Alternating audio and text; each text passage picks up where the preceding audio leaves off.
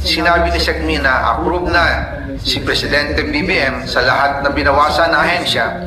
Masaya na ang Pangulo dahil naipasok ang gusto niyang 100 billion insertion. Wala pong perang napunta sa akin.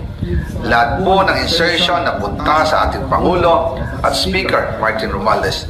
Ako lang at ang aking mga tao, sila Paul Estrada, Mark Tiksay, at ang aking mga security ang nag-deliver papunta sa bahay nila Pangulong Bongbong Marcos at Speaker Martin Romualdez sa North Forbes Park, South Forbes Park hanggang sa Malacanang. Yung mga deliveries po ay merong record ang aking mga tao. Totoo po yung sinasabi ni Orly Gutesa na nag-deliver siya sa Forbes Park. Totoo din po ang sinasabi ni Orly Gutesa na nag-deliver siya sa Malacanang nung siya ay nasa Senado. Para mapatunayan ang mga litrato na deliveries ay ilalabas ko po together with